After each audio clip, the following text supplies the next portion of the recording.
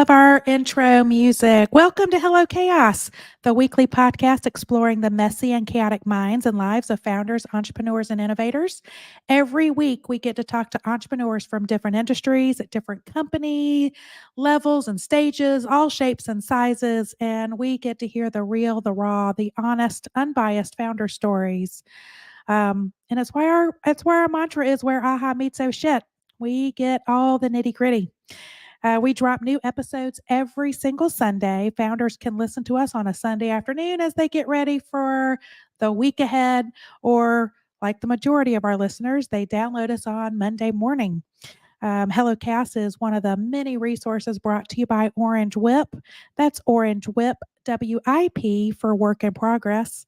Orange Whip is a multimedia company dedicated to serving founders and entrepreneurs in affiliate cities through hyperlocal media platforms that have been designed to inform, inspire, and create connections to help founders succeed. We're an all in one content hub for founders with fresh stories, fresh and engaging stories. We curate calendars in the local markets and we create local dynamic roadmaps to help that founder navigate their local ecosystem. We've really done the hard work for founders, so they only need to go to one trusted source to find all the local information they need. We're currently in 3 South Carolina markets, looking to expand to other cities. You need to have an Orange Whip in every market. My name is Jennifer Sutton. My friends and family call me JJ. I'm the founder of Orange Whip and will be your host today. And we've got Chris Hines with PodCentral on our podcast. I'm excited to have you. Welcome, Chris. Thank you for having me, Jennifer. I'm excited to be here. Mr. Podcasting himself. Well, I'm excited that you're joining us, and I'm really interested to hear your founder journey. So just start us out. I mean, you got a lot of stuff going on in the podcasting world, the media world. So how did you get started? How did you get into being a founder? Uh, it's so funny. I didn't really become a founder for years. I started podcasting first. Like I just wanted to focus on building the skill first because Ah, I just knew that would be so important to building the company. And it actually helped me a lot. Um, built my first software tool last year, but I've had my agency for a long time, man. when did you start? When did you form? So when before the podcasting trend kind of hit, or Yeah, I was into podcasting back when, I don't know if anybody listening knows about Blog Talk Radio, but ah, I was on Blog Talk Radio. That's how whoa, it's been that a while. it's Yeah. And I remember the first time I was on Twitter just talking sports, and a guy I followed, he had a podcast, yeah. and he's like, "Hey man, I love your tweets and stuff. I like your content. You should come on the show." I'm like, "All right, cool. Let's do it." He invites me on the show, and I'm like, this was in 2015 or something like that. Okay. And I remember having to call in on my phone, and my house was super loud. I had to go run into the closet. I didn't have a studio or anything. And I was in the closet on the phone for like a good hour arguing playoff basketball. It was hilarious. So I come out the closet and my family's like, "Why are you in there yelling on the phone?" And You're like, I "I had to was doing a explain. podcast," and they're like, "What the hell is that?" They had no idea. It's still one of the funniest memories I have of podcasting is trying to explain to them in that moment what it was. And they're, "Oh, see you on the radio." I'm like, kind of, but people can listen to it later." So Yeah. that was the first day I recorded something that was live or any type of content. Yeah. So did you get into was your first podcast then in sports?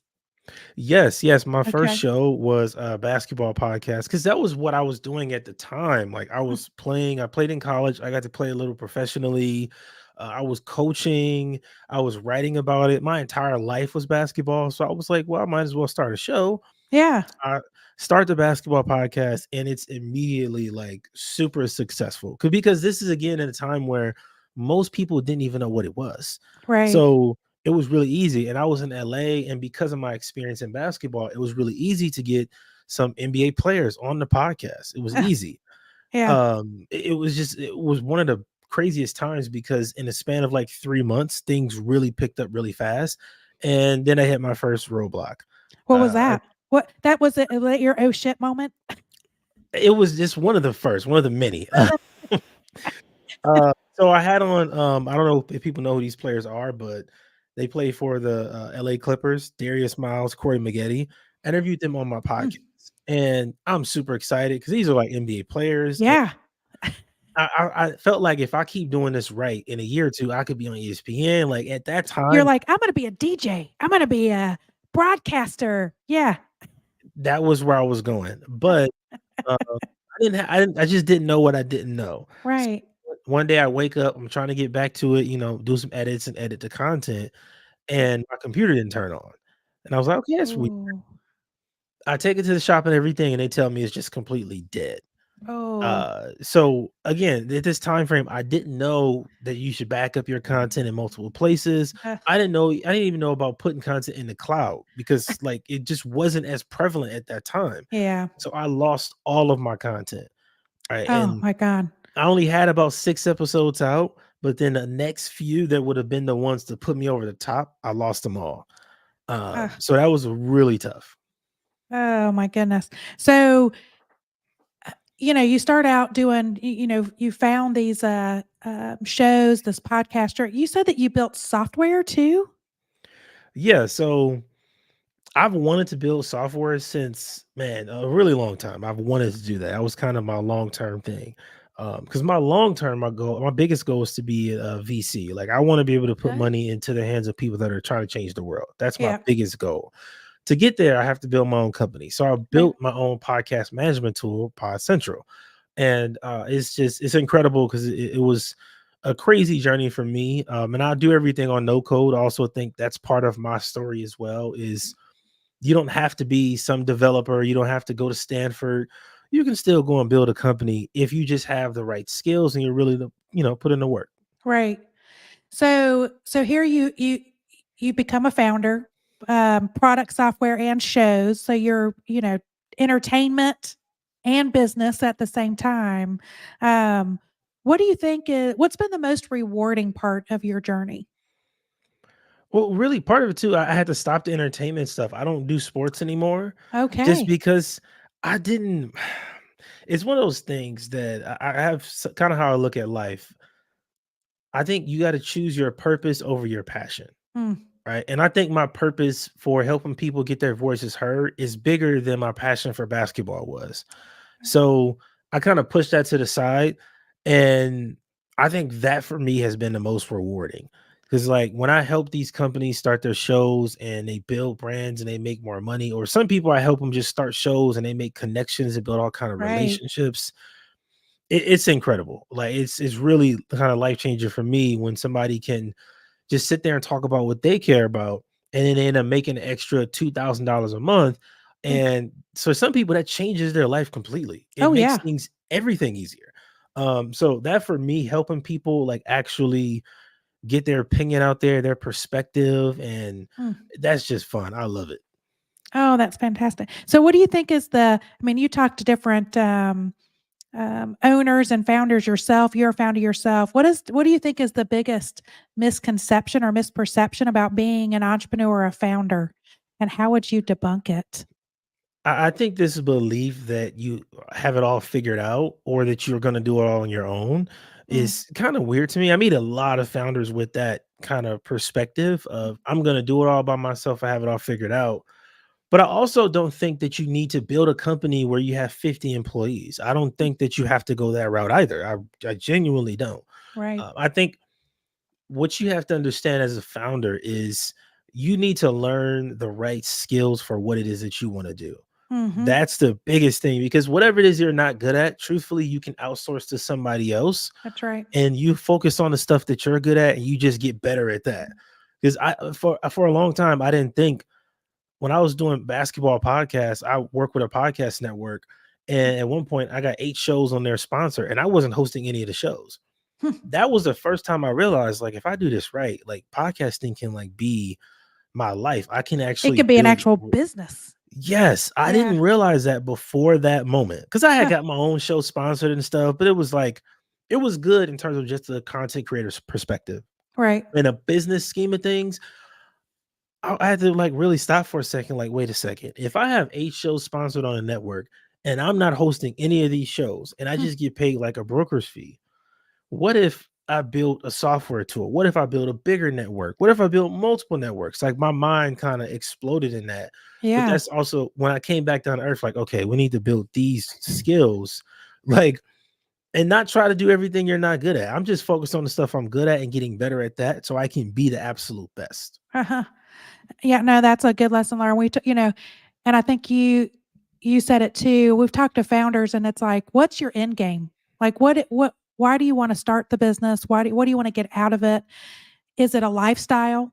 Is that why you're doing it? Because you want more freedom, but a specific lifestyle, to hit a financial goal? Or is it you're trying to create something to exit and be this, go big? I think there's a lot of founders that sometimes don't stop to go, what's my purpose of Yeah. why do I want to do this? And what kind of um, world do I want to live in? Because some also have the misperception of, oh, if I start my own business, I can only work 3 hours a day. And it's like, well, Yeah. you could, but not That not is sure it's going to um, be as successful as you think it might be. But yeah, that is a big misconception. And if I start a business, I don't have to work as much. And right. I will say, I do.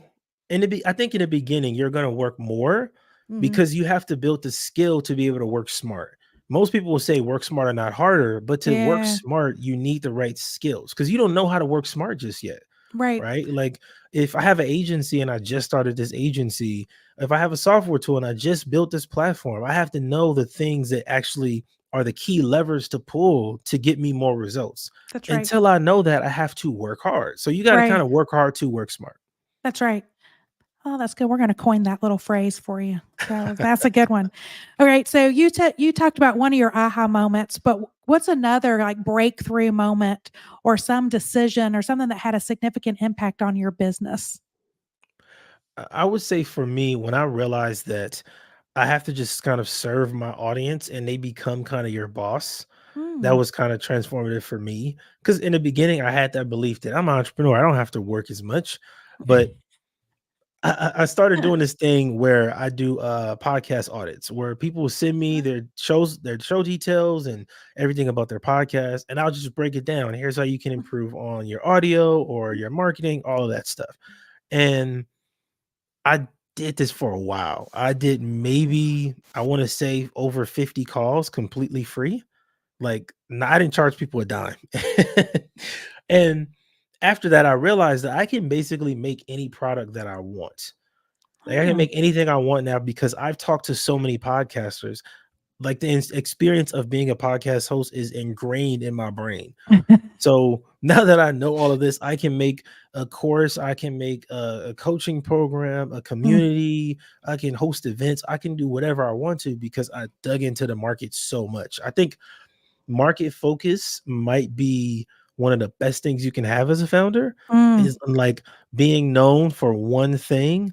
That right there is probably the biggest key to just building income on top of itself. yeah. Because when people call me now, they know it's for podcasting. Like I Mm, only have to be good at podcasting and I can make money from just being good at that. right. Right. Right. Um, what has surprised you the most about your journey? Honestly, it's still the fact that like I get to do what I love to do and I make money from it. Like Mm, yeah. I want to put this into perspective. Okay. I'm an entrepreneur, right? Yeah. And I work with entrepreneurs. Part of service that I have for my clients is virtual production, where when they're doing their interviews or whatever it Mm, is, I'm behind the scenes. I'm back there making sure everything sounds good and looks good. right. And the entrepreneurs I work with are essentially 10 steps ahead of me. So what happens is I end up getting paid for them to kind of coach me in a way Huh. because while they're on there doing interviews, it's one millionaire per month business owner talking to another Fortune 500 CEO, Mm, and they're just talking to each other, sharing ideas and strategies. And I'm in the background listening to them both. and you're just And taking it all in. it's insane. And then after the interview stops, sometimes while the episode is uploading, we'll sit there and just talk more business. So Huh. I do this thing now. I always try to throw in some idea or something I'm working on just to get their feedback, and it works. Like Oh, that's I don't know if I ever get used to that because I basically get paid by smarter people to help them with the small things. And then Yeah. they give me consulting that is like it's invaluable. You couldn't put a price on what I've learned from just my clients. It's kind of crazy. Yeah, so can you share, like, the best piece of advice that you've learned, from one of these conversations that you're like, "My goodness, I would have never learned this in a book," or, it's just been invaluable? One thing that one of my clients taught me, he does a lot of partnerships. Like he's Okay. making, I'm not gonna say his name, but he's making like maybe a quarter million a month from partnerships, which is kind of mind blowing. Just partnerships, Yeah. and he just broke down like the importance of a relationship. Hmm. Like he does little small things like when he has a partner that he has to pay out, instead of paying them, net 30, the usual, you wait 30 days to pay him, he Right. pays people within a week. And, like, it's those little small things that you don't think about, like, wow, that's actually a big deal. He talked about how he has, and he told me I should even do this, of Mm. like having masterminds that are completely free, where people don't talk business and they just build relationships. Hmm. Because when you build something like that, what happens is you build a community of people that have kind of a shared perspective, and business deals and all that stuff will come from it. But while Right. you're at the mastermind event, you cannot talk about business. It's Hmm. so interesting because it's a way you can build higher quality relationships faster. Where if Yeah. I'm bringing 50 agency owners together and we're just going to have a party, let's just talk about life, talk about Right. family, whatever. We're not going to Like, talk about no business. business, yeah, on the t that's interesting. Just to Yeah. get to And go a deeper, yeah, we're gonna help each other in business probably down the road, but that's not the purpose of this community.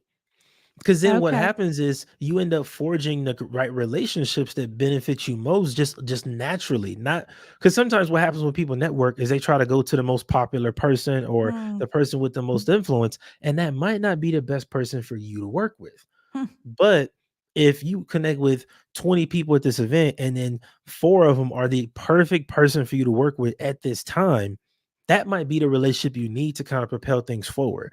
Right. So it's just, and even the way he runs his events, it's kind of mind blowing, man. Like Really? I've learned a lot. Well, I'm super curious about this because 'cause we've been trying to decide, like, for Orange Whip, do we create, um, events or community building within the markets that we're in? And we're getting feedback from all founders of some people want, "No, can you do, a female founder base? No, can you do more like in," we're looking at gaps in the market, right? There's Yeah. all these stuff that's already happening in tech, or there's stuff that's happening in life sciences, but just the broader, female founders or minority founders, there just seems to be the lack of the access to networking, the ability to network and make deeper, like forging deeper connections. And so some people are like, well, can you do this online, like a little Facebook group? And people are like, no, no, do live events. No, Yeah. do them via Zoom. So I'm curious, like, is there any kind of magic formula for creating community? Is it better to do online and and maybe one like big event together, or do they need to be in person? I've seen the balance of both where it like works together, where in a month you'll have two events, one is Mm, virtual and one is in person. I think the most successful communities have a common factor, right? Whether it is mothers, whether it mm. is, I saw one community the other day that was like only for parents that are business owners. I was like, wow, that's genius. Like that's a Ah, I really didn't even good, think about that. that's so good. Oh, Like that's that is so so good. good. Cause And it's it like and it's it's a both certain genders. lifestyle. Yeah, Yeah. I think that the Mm, exclusion is only good if it's like a reason behind it, mm, right? Like if there's a reason why you only want women there, right. then it makes sense. If there's a reason why it's only men, it makes sense. But when you say, "Hey, this is for black founders only," I think it needs to be a purpose behind that, because Mm, if you just say this is for men only, then it's kind of like, what's the reason why can other people come? But if right. there's certain subjects and certain things you're talking about, it might not be for those other groups. So then that kind of makes sense. But I think that specificity in who you're building a community for is a real key to that growth and really sustainability. And I think every founder should be a part of some kind of community, because part of being a founder and doing what we do is you just sound crazy to normal people. Like, Yeah, we're not normal. that's right. Like, That's right. we sound Uh, insane. yeah, when people like to even just list out, somebody was laughing like, Jennifer, you need to put out more. I don't do well promoting myself. It's like, I'm not the selfie type. Yeah. And somebody was like, you need to like list out the things that you do on a daily basis. And I'm like, nobody wants to see that. I think I would give people anxiety if I listed out what my to-do list is and how I don't get to half of it on a daily basis. Because it gives me anxiety. Like, how was that helping anybody? Um, but yeah, and then when I do list it out, people are like, that's like your day to day. Like, yeah, it's And there'll not be some fun. people, yeah, and there's some people that can, like, relate to it, though. That's the fun But part, yeah, is I think as founders, that's kinda where we wanna go, is, like, where there are people that think like us, because like you missioned. want people Yes. that has the same mission, or they have the same, like, perspective, so that when you are successful, when you have a big win, they cheer you on, you know? Right. It's hard to talk to those people who, they work a regular 9 to 5, and they don't see the bigger picture like you. So when you have your SaaS that you just launched and you get, your first user, you're super excited and pumped up, and they're like, "That's not a big deal. That's one person. It's only $50." Like, you don't Right. understand that this is the start. Like, That's right. This is exciting. yes. Um, oh, that's such good advice. I'm absorbing it. It's like Chandler, our producer's like, yeah, he took note. We need to do something. Um, okay, if you could pick two things you could change about your business, anything, good or bad, what would you change about how your business is doing and why? Oh, two things I could change. Yeah. One thing I'm working on, I'm trying to change, but if I could change it, like, snap my fingers, I would. Is I would prefer to do my podcast audits in person. Oh, That I would love to, just because I went and I built a whole travel podcast studio. I can put it in my backpack, and my goal is this year is to get more in-person interviews done. That's kind of the goal here. It's been challenging because I'm in Seattle, I'm not in LA. In LA, it would be super easy, but where I'm in yeah. Seattle, it's just harder because there's not as many people that I'm looking for. So Mm. that's one thing I would change. The second, I mean, it's so good. In terms of my agency, it's kind of perfect right now. Like, I love how that It's works. just running like a good, well-oiled machine. I love that. It's really fun. I'm thankful that my agency flows the way it does, because I feel really lucky to have that kind of company set up. Now with my software, I would change a ton of things to just make that run smoother. You're like lessons learned on that one. Yeah. All right. So, what's something that our listeners can't find about you on LinkedIn or, in it like, but that would be interesting or surprising to learn about you? Um, when I tell people, they say don't believe me, so I think that this is the one. When I was in high school, I was one of those people that kind of did everything. I was what I call a chameleon. I was everywhere doing everything. I Mm. played sports. I was in a bunch of different clubs. What most people probably will never believe is I know how to play 5 instruments. So, What? like, I Okay, actually you got to know how list to them play. out. You got to list them out. I got to know. um, Clarinet, trumpet, trombone, saxophone, and I think it's a baritone. Oh my god, it's been so long. The The really trumpet was big saxophone, the big saxophone, is that the baritone? one of the big ones, yeah. Yeah.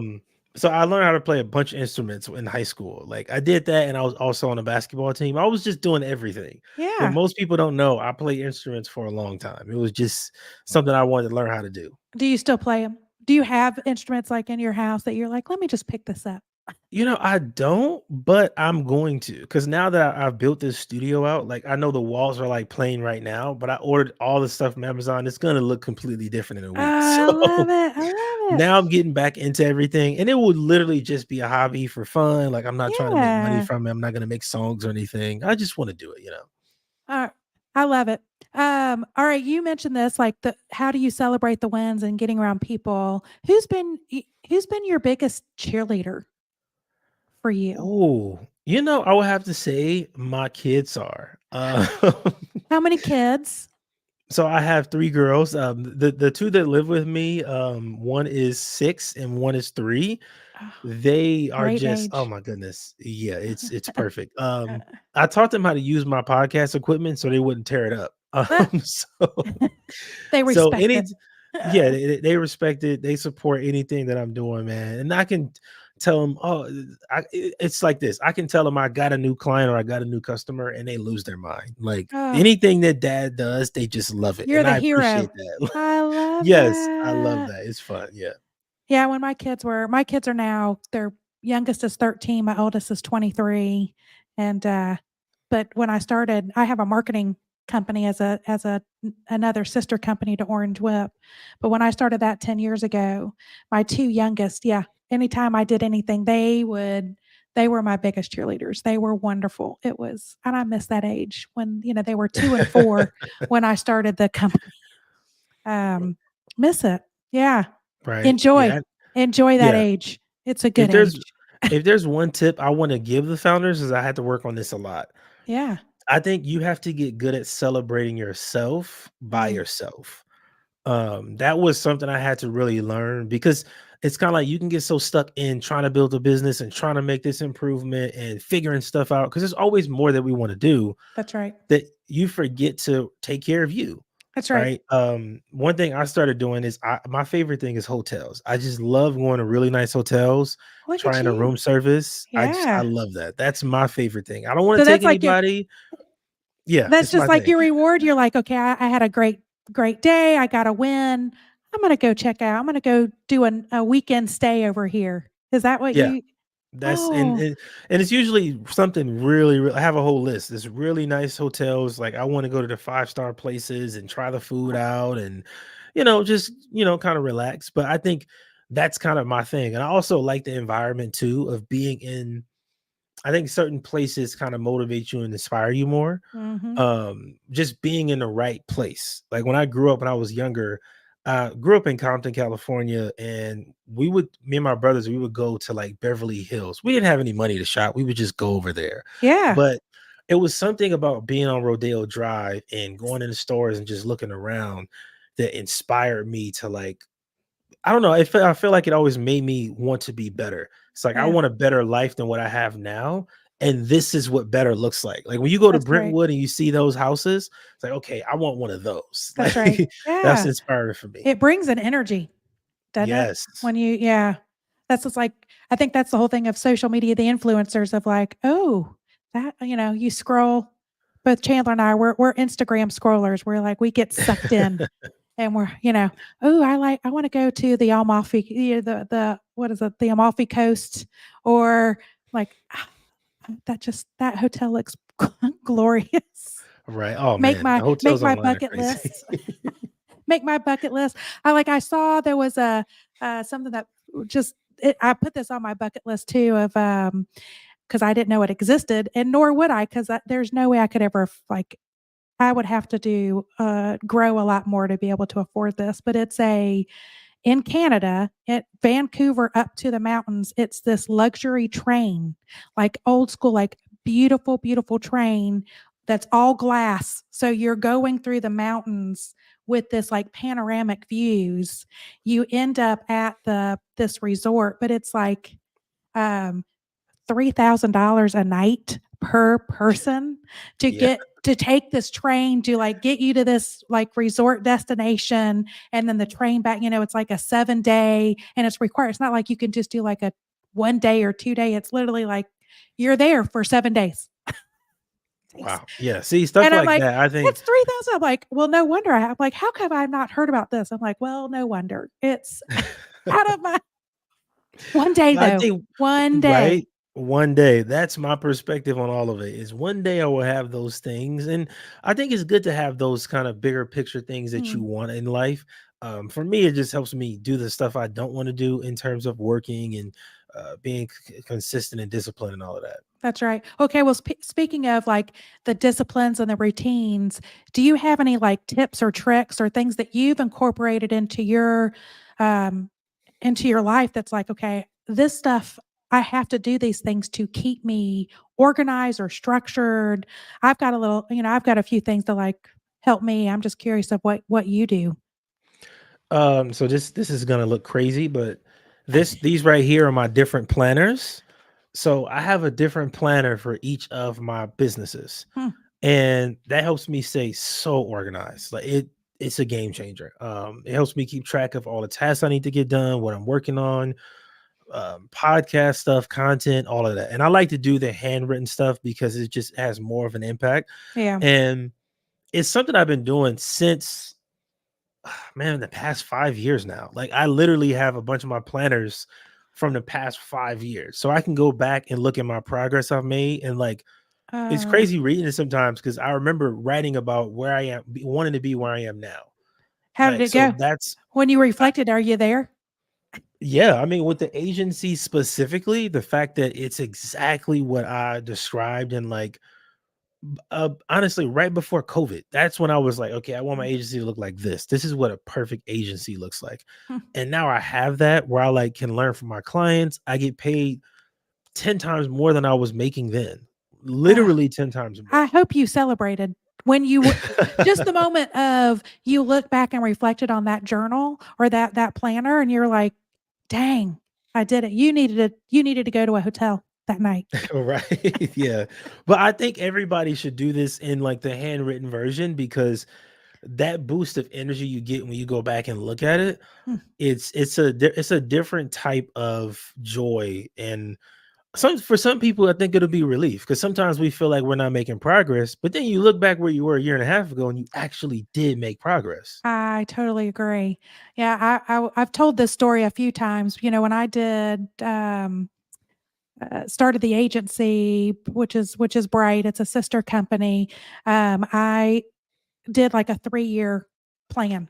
You know, brand, the financials, staffing, like where I wanted to be in 3 years. When I reflected on it after like the 4th year, I look back, I was like, I got to the financial goals, uh, which was amazing, like almost to the dollar. I mean, it was Wow. crazy how I hit but in terms of the number of clients that I thought and the size of clients, the type of clients, the staffing, I was off on the roadmap to get there Man. completely was it, my road was all over the place, but I hit the ended up the financial, the KPIs of that, but it was crazy.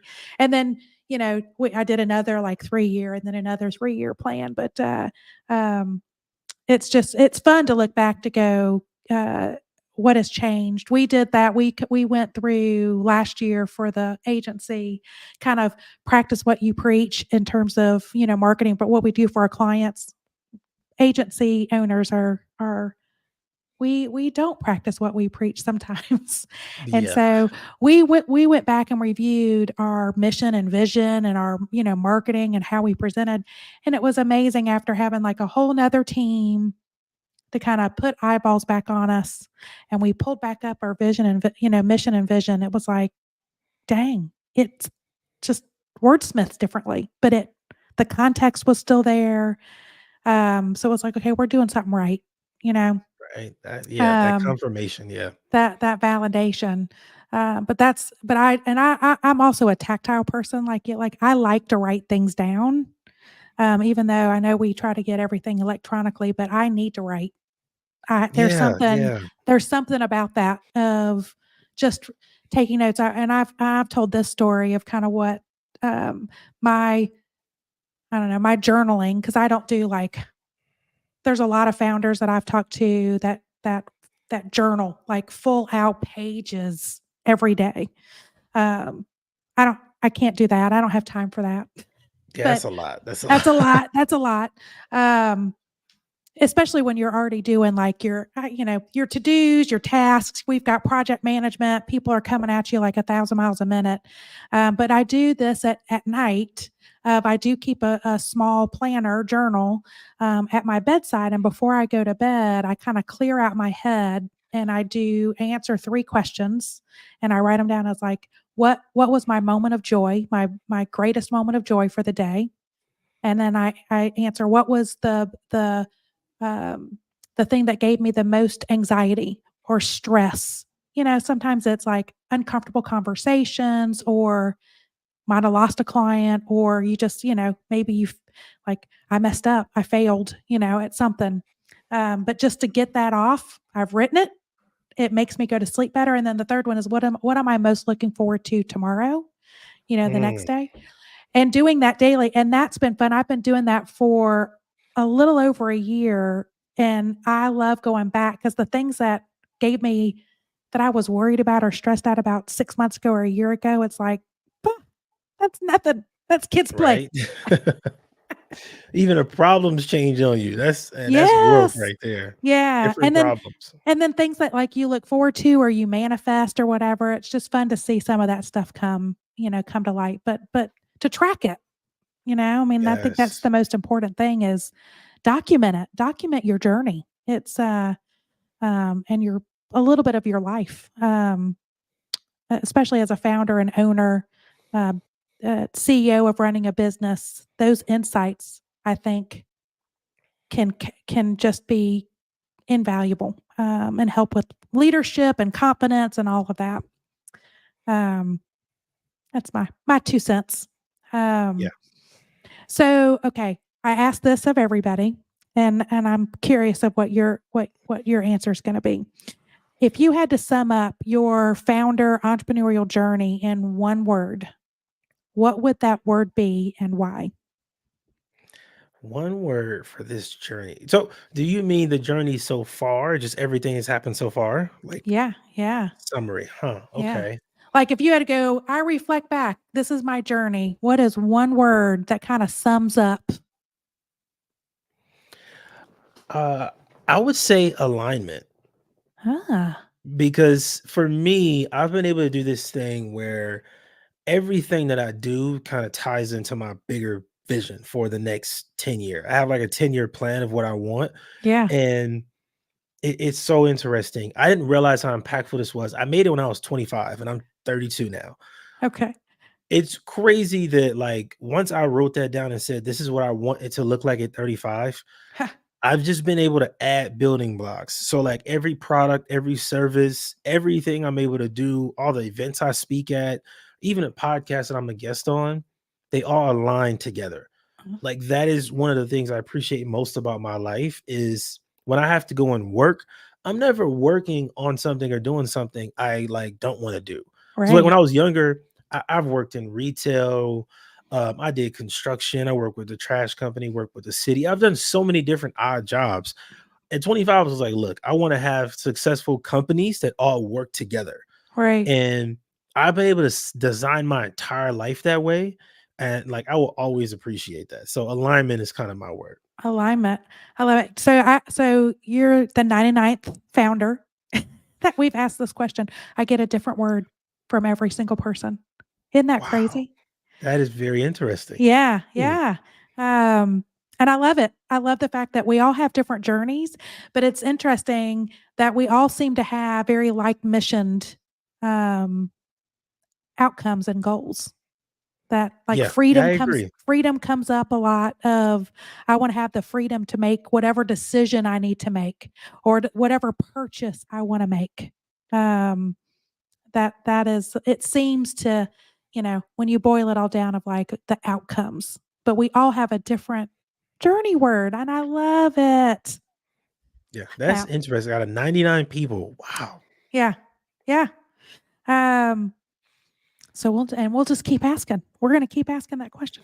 All right, so you are, been in the podcast world. I'm curious, what's your favorite podcast? Like, what is your, Oh like, man, is that hard? Is that like choosing your babies? I get asked this question a lot, because I've listened to. Oh man, I listen to so many Ah. shows now. It's crazy. I think I have favorite shows in categories. That's Okay. kind of how I do it. Yes, So it's the like, same thing. Like, I'm a movie, TV fanatic, and so if someone yeah. says, "What's your favorite movie?" I'm like, "Which genre? Right? That Which matters. which That genre?" matters. Yeah. All right, so so what is your favorite one, like, favorite podcast in, like, l more lifestyle? Um, And then what's your favorite like business podcast? Favorite lifestyle? That is a tough one. Yeah. I don't I don't even listen to it. You know what's weird about me is I actually cycle through my show list every 3 to 4 months, so I'm not in Really? like I don't want to get in a bubble of like I only listen to the same thing over and over again. So I'm always changing it out. Um, one show I've been listening to consistently, My First Million with Sam Parr. I love that show. Okay. Um, I like James Whitmore. He has a really good show, the Mind Your Business podcast. I love that Oh, show. yeah, yeah, yeah, yeah. Um, yeah, I love those kind of shows. Good. For like entertainment and stuff, I think Joe Button's podcast is hilarious. And I just love what he does as a podcast host. Um, And that's Joe Button? yeah, Joe Button. He's I have been not heard of him. Okay, I need to look that one up. yeah, he's been podcasting since like 2011. It's been a long time. Oh, so he's like one Like, of the firsts. yeah, he's up there with like Joe Rogan and people like that. So I have a lot of various podcasts I listen to, and then because of how my business works, I'm listening to 20 to 30 new podcasts every week. Oh, wow. Like all the time I'm listening to new You're listen shows and it's nonstop. That's just how my company works right now. I love it Yeah, though. I love listening to the new shows and you get keep to my ear to what's going consume a on. lot. Oh, yeah, Yeah. and that's also why I have to change it so much too, because it's just a lot of listening. It's a lot. Oh my gosh, that's I would love that, like, just just the variety, um, Yeah. and the content. Well, that was my last question. We are always this thing goes so fast. I always, like, amazed how fast it goes. Alright, so how do you want people to connect with you or, you know, uh, engage with you or your company? How do you wanna Um, I leave I us? like I like personal connections, on LinkedIn, you could search me, on LinkedIn, Christopher Hines. Hopefully we could put a link to it in the show notes because my name on LinkedIn Absolutely. is the Yep. Coach Chris. I'm on Twitter at Chris Podcasting. You can reach out to me there. Just send me a message if you have any questions about anything about the software. If you need help with your podcast, like I'm the person that gives away the courses and all of that stuff for free. Like my agency is so profitable now. I just give all away that stuff for free. Like I Oh, just well, we might have to that's look kind it of up for ourselves. Like, the that's what we're taking notes. Um, oh my gosh, that's fantastic. Thank you for being a guest, and, I love talking with you, and I hope we will continue, um, our community building together. Thank you for having me. You are so welcome. Again, this podcast will be published this coming Sunday and available on all podcast platforms. So please subscribe and like and share Hello Chaos and help us grow and build a more connected entrepreneurial community. Again, Hello Chaos is one of the many resources brought to you by Orange Whip. That is Orange Whip for WIP for Work in Progress. We're a multimedia company dedicated to serving founders and entrepreneurs in affiliate cities. We are 100% free. Just an email to join the community. We are in currently 3 markets in South Carolina with goals to expand to be in 30 markets in 5 years. So go to our website, orangewhip.com, and find your city and subscribe. Check out the latest edition of the local magazines, the local digital zines. We featured actually Hello Chaos and all the founders that we've collected just over the last 2 years, and I think we highlighted the words, the variety of words. So hopefully you go and take a read. It was great. If you'd like to be a guest on our podcast or support us, send an email to hello@orangewhip.com. Y'all, thank you for tuning in to Hello Cast. It's where AHA meets Oh Shit, and I am your host, Jennifer Sutton. JJ, we will see you again next week.